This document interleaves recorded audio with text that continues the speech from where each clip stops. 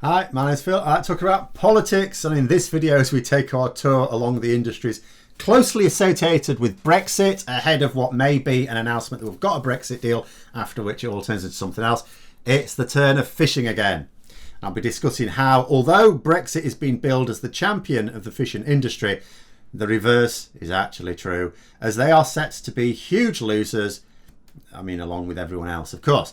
But first, if you'd like to be notified of daily news and politics, please subscribe to the channel and click the bell notification icon.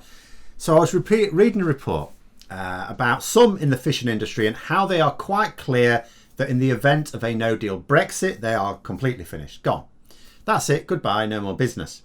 But before I get onto that, it's worth going over the maddening contradiction that is the British industry's relationship with Brexit. So from the point of view of people in the fishing industry, let's say, so they think, well, if we stop foreign registered fishing vessels from fishing in British waters, well, that's more of the quotas for the British ones then, isn't it? Maybe, yeah, okay. But then where will they sell those fish? I mean, I've tried to say, for some time, a few things. Like one, although we're an island nation, large coastline for our area of land, we don't actually eat that much fish. You'll see more eaten in actual fishing communities, of course, and you'll see more fish restaurants in those communities. But as a nation, it's not really a large part of our diet. Go to supermarkets, even where you've got fishing communities, relatively small fish section. What we like is chicken and beef. And the second thing is, so when we do eat fish, it's very rarely fish caught in British waters. The fish we like to eat is almost all imported from somewhere else. So the bottom line is that British fishing vessels catching fish in British waters actually catch way too much to sell into the UK. Way too much.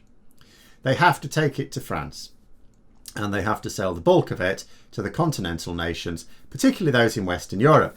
Most people just don't realise this. They think that the fish that they're eating with their chips has landed in British waters.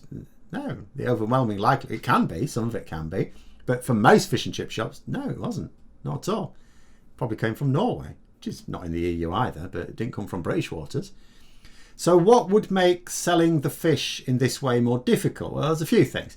The first one is obvious, tariffs. In the event of a no-deal Brexit, that would make the fish more expensive. For those outside the industry, and some in, just imagining that European market will go, oh no, British fish costs more. Oh, well, we'd better pay the extra 20%, I suppose. Those with large businesses inside the industry sort of seem to know better. Ian Perks, for example, who was interviewed for the Financial Times, exports millions of pounds worth of fish to Europe every year. He said that even 5% tariffs would completely finish his business. Gone. And the tariffs are much higher than that if we trade on World Trade Organization terms. Now, it does have to be said, the same article pointed to another senior member of the industry saying that they believe that European customers would pay the extra for the fish. All I can say is I hope that his assertion is not put to the test, because this view is rarely found in the fishing industry in the UK. And the gentleman in question was also complaining about how much of the cod quota was owned by French fishermen. Yeah, it is, yeah. There's a reason for that. It's because they bought them. British fishermen could have bought them themselves, but why would they? Our fishing fleet is actually really small. We have hardly any boats and they tend to be quite small. Even Chief Negotiator David Frost actually acknowledged recently, we don't even have the boats to increase our catch. Brilliant for the fish. Absolutely brilliant. They don't get caught. The second problem, so let's say you somehow think people are going to be paying an extra, fifth for their fish. The second problem is quite a big one. So it's the direct nature of French protest. Now, if you believe all the gobshites who say they speak for the British fishing industry, they will tell you that what we need to do is to kick out all the French fishermen. Aha, okay. I mean, there's no answer to how we're going to physically do that. But technically, yeah, if we don't get a deal, then French fishermen could be breaking the law by coming in. Okay, we'll see. But let's say that's what happens. Now, they're not allowed in British waters, so they're going to need to occupy their time somehow. Now, they've been quite clear how they intend to occupy their time. It is by blockading French ports against British fishing vessels. And unlike in the UK, when the French threaten a protest, they mean it.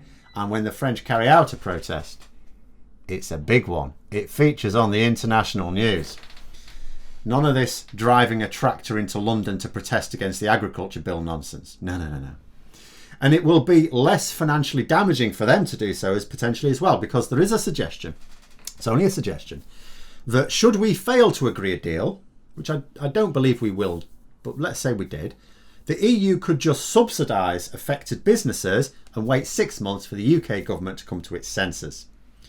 In theory, the British government could do the same. Absolutely. Do you think they will?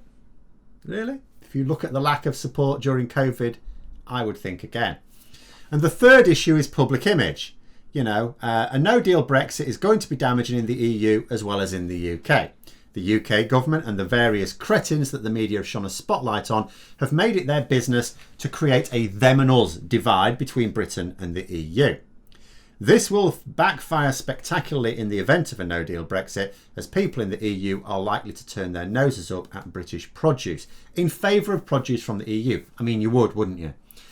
Especially for products seen as the direct cause of a no-deal Brexit. And which product is seen above all other things as being the cause at the moment for not getting a deal? Fish. I mean, unless we get a deal, of course. I mean, maybe they already have. I mean, it could come at any moment in between me doing these videos and them coming out. Maybe we've got a deal, but maybe not.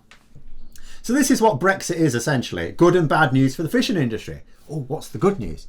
The good news is you can catch more fish because you'll have more of the quotas. Ooh, that is good news. I'll buy a new bigger boat. What's the bad news? You won't actually be able to sell any of those fish. Not even the fish you're currently catching. You won't be able to sell all of that, let alone the new enhanced catches. So what are we supposed to do with all these new fish then? I don't know. Should have thought about that before you voted for Brexit, shouldn't you? Of course, the fact that the British government are citing fishing as one of the major reasons for failing to agree a deal is completely bogus, of course. The government are not holding out for a good deal on fishing. It is worth 0.1% of our economy. It's not a big deal in most Tory areas at all. And as someone said recently, prostitution contributes more to GDP than fishing.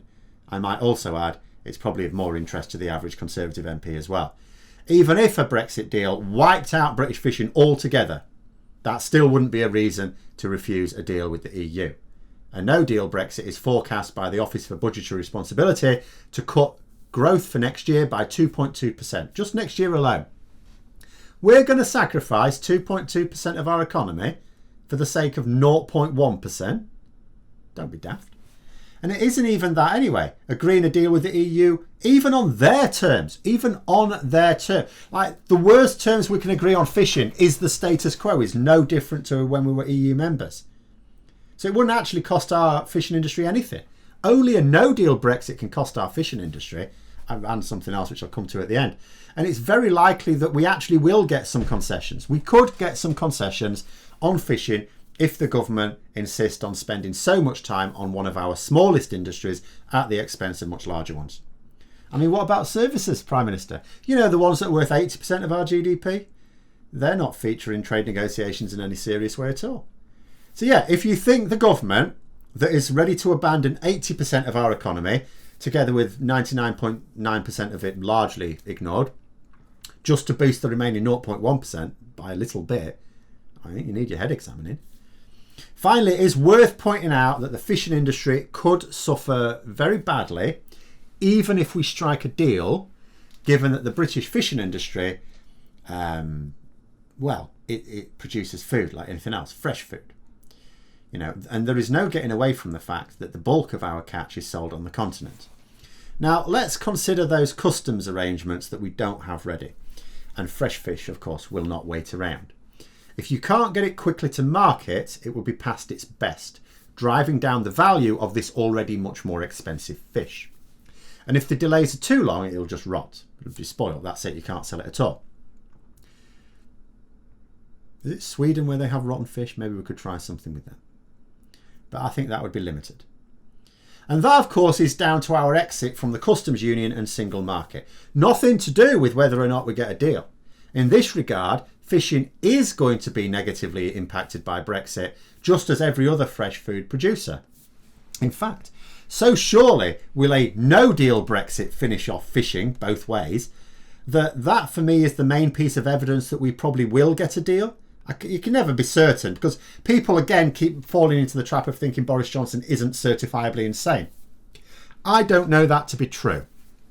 But if we take the assumption that he isn't, you know, we may get a deal, albeit late in the day, albeit a very weak deal.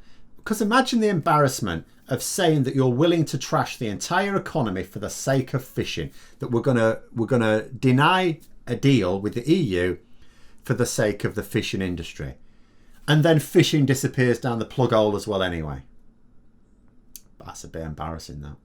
But anyway, those are my thoughts. Let me know yours in the comments below. I hope you found the video interesting. If you did, don't forget to click the like button. And if you'd like to support the channel further, please also click the Patreon link for details. And until next time, I'll see you later.